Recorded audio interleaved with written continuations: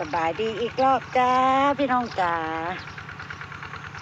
กลับมาจากตลาดแล้วจ้าสบายดีเบิดสุขทุกคนเด้อพี่น้องเด้อยินดีต้อนรับสู่ช่องแม่น้องบอยคือเก่าคือเดิมป้าบัวสิมาว่านแนวพักอีกแล้วพี่น้องได้มาเมื่อวานลิโอให้มา2 อย่างแล้วก็พี่สาวเพิ่นฝากมาเป็นคะน้าพี่น้องเป็นพักคะน้าอันนี้พี่สาวฝากมาให้เมื่อวานอันนี้น้องลิโอให้บ่ฮู้ว่าเป็นอีหยังจังมันพักอีหยังเบิ่งก็บ่ออกบ่เคยเห็นพี่น้องยินดีต้อนรับสู่ช่องแม่น้องบอยคือเก่าคือเดิมเด้อพี่น้องมาจ้าเข้าสวนกับป้าบัวอีกวันจ้าพี่น้องตอนเช้าๆเดี๋ยวสวยๆพุ่นละมีนัดกันที่บ้านเจซีกับตอนสวยๆเด้อพี่น้องเด้อตอนนี้เฮ็ดเวียกก่อนเนาะเขาหัวเขาสวนก่อนมาหว่านต่อจ้ะ3 อย่างส่วนลุงพรก็เตรียมแปลงปลูกทั่วดินแล้วอยู่หะละปูปะอยู่หะ ยันประบวกกับจีวานแนวพักมาพี่น้องมาเอามีดก่อนลืมมีดตัดซองเอามีดแป๊บนึงเด้อพี่น้องเด้อ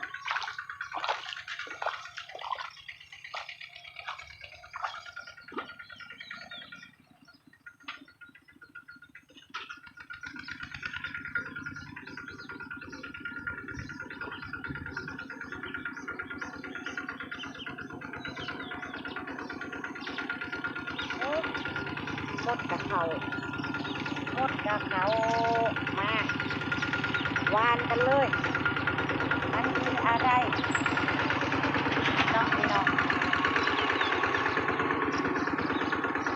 มันคืออะไรจะได้รู้กันวันนี้จัดการเลยนี่ยังให้ปลูกอย่างเดียวก็บัวเนาะ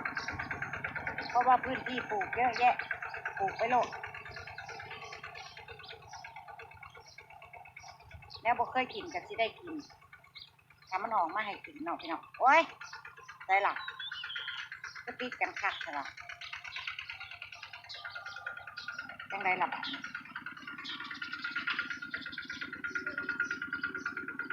ได้ละอันนี้มันคืออะไรมาลุ้นกันเบิ้งว่าเพิ่นเป็นพักอีหยังเนาะพี่น้อง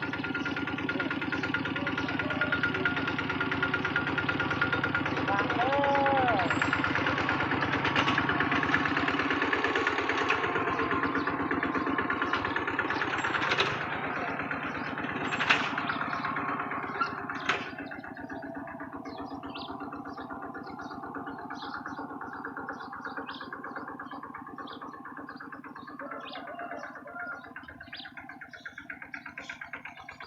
ด้านจะบ่มีให้ป้าผัวว่างเนาะ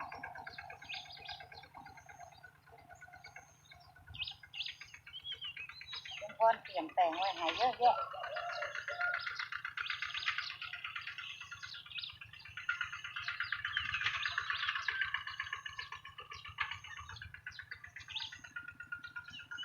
หวานไปเนาะ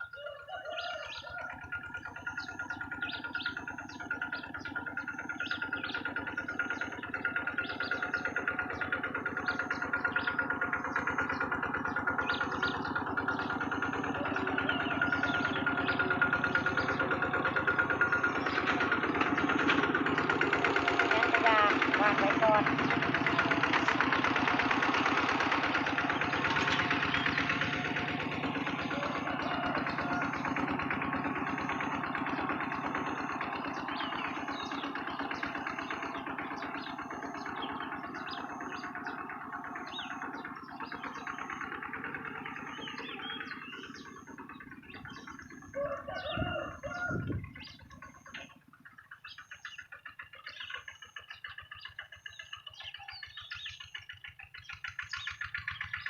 ตอนแรกก็กดดินไว้แล้วพี่น้องกดปุ้นไว้ทอดใช้แล้วก็ผัวว่านมันอีกทอดนี้แล้วจะเอาลักขึ้นมาใส่ว่านไปซะก่อนเนาะนี่อีกอย่างหนึ่งหูว่าเป็นยังแต่อันนี้หูว่าเป็นคะน้าพี่น้องเป็นต้นคะน้า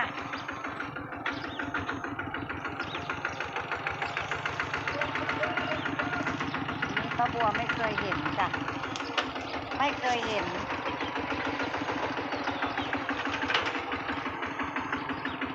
เจ๊ซีเอาไห่เมื่อวานพี่น้องไปบ้านเพิ่นเมื่อวานเพิ่นก็เลยไห่มาไปวานรู้เพิ่นว่าไห่มากับที่ว่านเบิ่งโดนเลยน้องพี่น้องฉันบ่รู้ว่าเป็นยังไง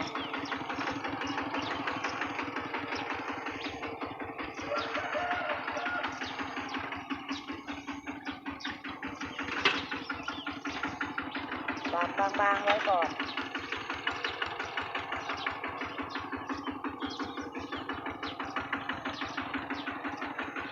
จอดไว้ก่อน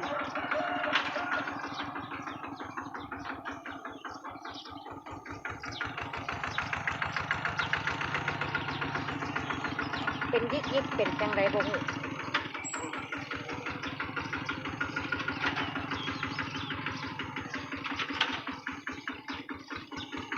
โอ้บังลงน้ำบังลงบางเนาะยามันหอดนี้ตายไปแล้ว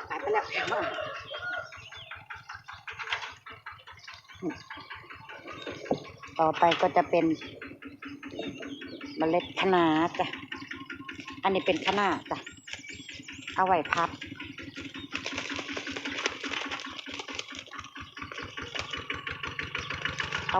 ให้น้องบิ๊กน้องบอยกินจ้ะ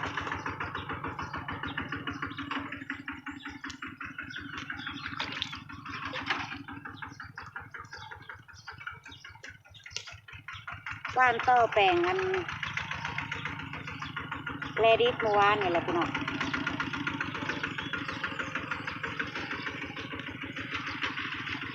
ขนาดนี้เขาต้องบุกเพิ่นเนาะเขาต้องว่านมันไว้ก่อน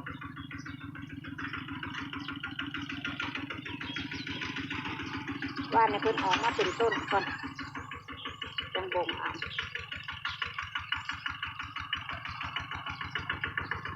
ขนาดนี้ก็บวกหูจักอีก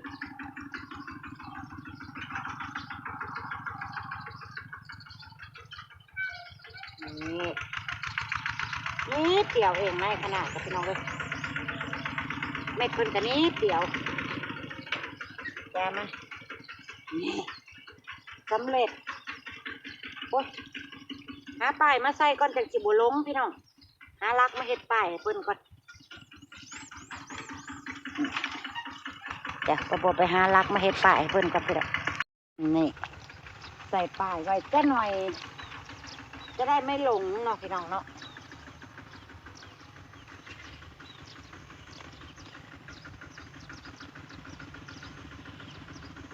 นี่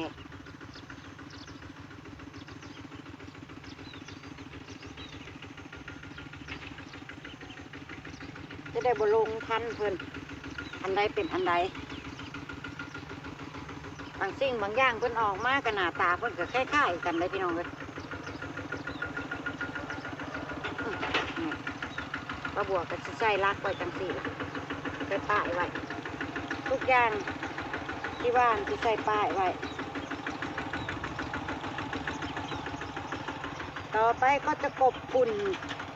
เอาฝุ่นมากบไว้พี่น้องหมดก็หลายหมดแดงนะหมดแดงคั้นหลายพี่น้องเลย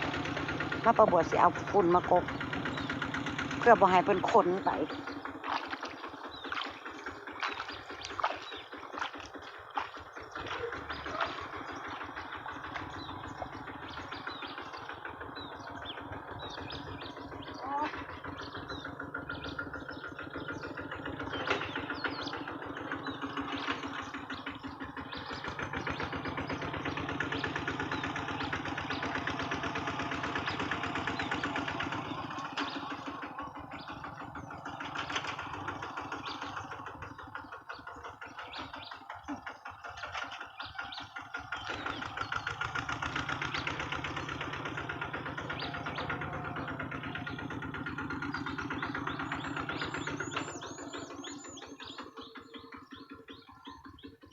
กบเพิ่นไว้ก่อน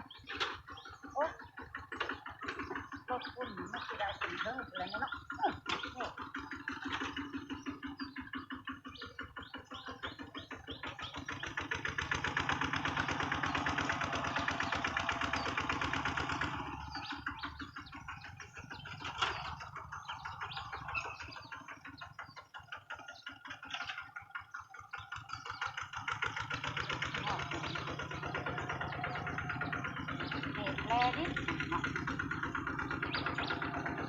แลดิแลดิ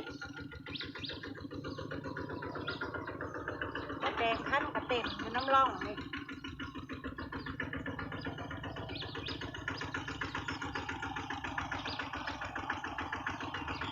พุ่นขี่งัวพี่น้องขี่วัว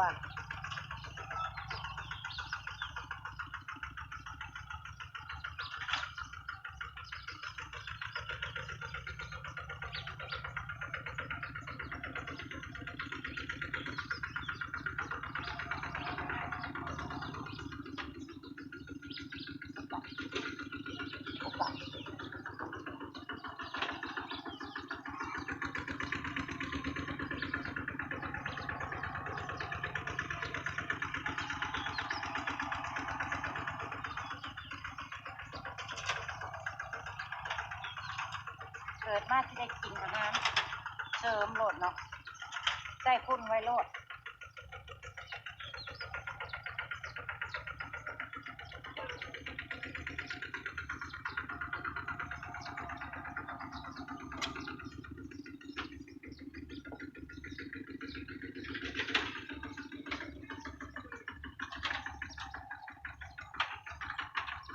พุ่นกับพุ่นดิบๆหมดเลยพี่น้องเลย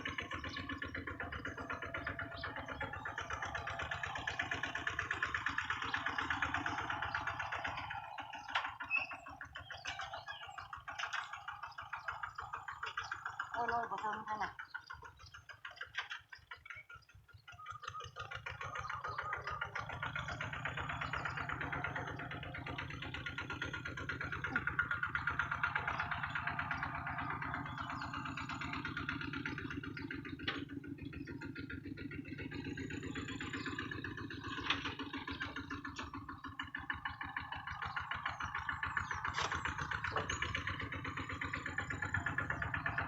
นี่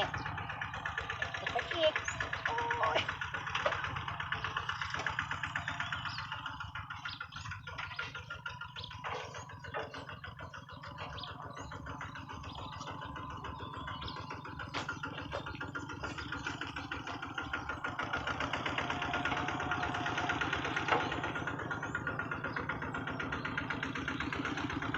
โอ้ยหอมเพี้ย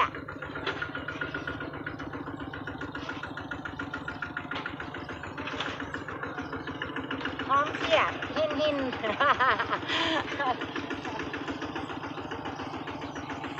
อยู่ในใส่เพื่อประวัติเพี้ยเนาะมันออกมาเนี่ยเพื่อว่าขี้วัวประวัติโอ้ยมนุษย์เอาหน่อยเนาะ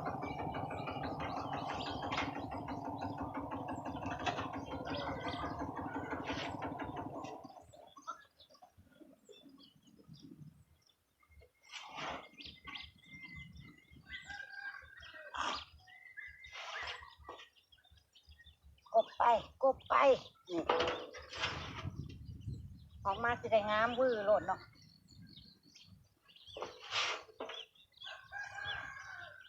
กบไปโอ้ยบ่พอจ่อยเอาไหมยังอีกหลอกขนาดเอามาหน่อยพูดเอาไหมพี่น้องเอาไหมเอามาใส่อีกหลอกขนาดนี่ก็คือจบแล้วมาอบปุ่นเสร็จก็ลดน้ำให้เพิ่นจักหน่อยเนาะพี่น้องเนาะเขาจะใส่แล้วนะเอาไม่ลองนี่โลละ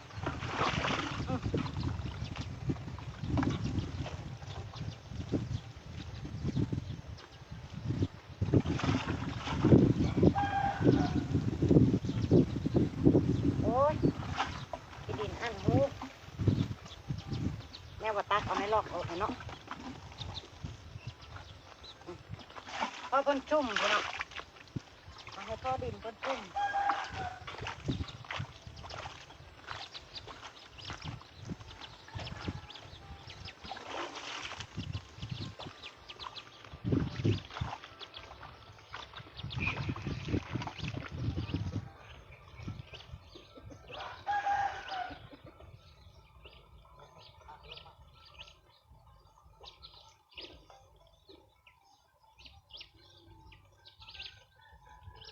รดน้ำเพิ่นจุ่มจักหน่อย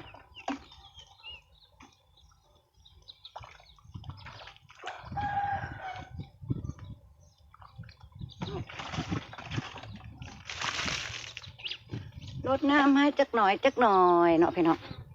จะได้ซุ่มจะได้อิ่มน้ำจะได้งอกไวๆ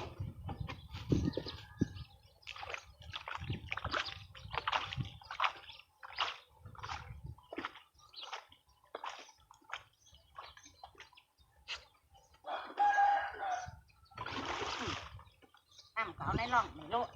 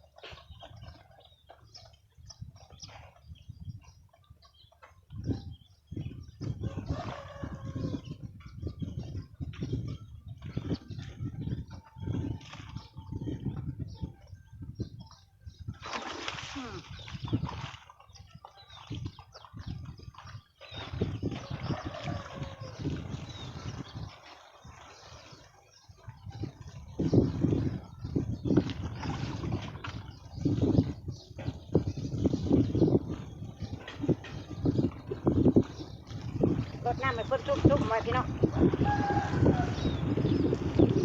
ก็จะได้ออกงอกไวๆอิ่มน้ำ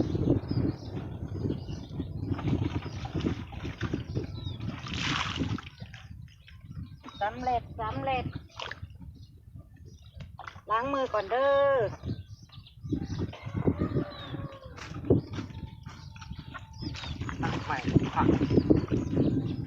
อันนี้แมงไหม้เขาเลยยาดีที่มัดสินแมงหลายๆนะกินยอดเบิ่เลยประกาศจ้อนนี่โอ้แม่นอีหลีแม่นความเบาเอื้อเบาน้ำไว้อีหลีพี่น้องศัตรูพืชรบกวนขนาดอันยอดประกาศจ้อนประบัวเนี่ยนะยอดกุดเบิ่แล้วเบิ่งคักๆเลยยอดเหี่ยนเบิ่เลยเสร็จแล้วจ้ะพี่น้องส่วนพ่อใหญ่พรก็จวดต่ออยู่นี่แปลงแล้วเนี่ยโบเซ็ตจะเกลือแล้วเอาคักเอาแน่ได้ลุงพรบ่ได้ใจแล้วบ่เอาเด้อจ้าตั้งร่องไม้แล้วจ้าสุดยอดเนาะ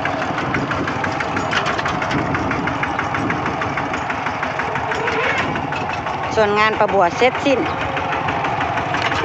รอแต่ส้มผลงานเพิ่นสิออกมาเป็นแบบใดนาข่าวประบวชกับเป็นไงพี่น้องเริ่มเห็นแล้วเด้อเริ่มเคี้ยวแล้วจ้าเริ่มเห็นต้นเขาเคี้ยวแล้วจ้านี่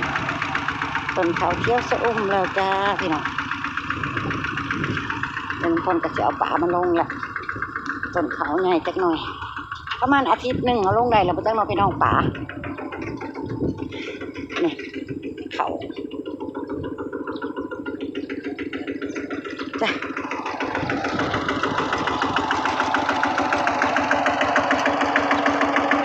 เก็บภาพบรรยากาศเขาหัวเขาซ้นของท้องเถ่าอีกเศร้าหนึ่งไว้จำนี้เด้อจ้ะพี่น้องจ้าเดี๋ยวพบกันคลิปหน้าจ้าขอบคุณเด้อขอบคุณทุกการติดตามขอบคุณทุกไลค์ทุกแชร์ขอบคุณที่ส่งกำลังใจให้ป้าบัวกับลุงพรจ้าขอบคุณหลายๆขอบคุณที่บ่ขามโฆษณาป้าบัวและลุงพรเด้อพี่น้องไปละจ้า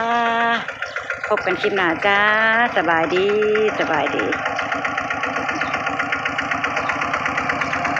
ยายพรก็ทำต่อไปเรื่อยๆ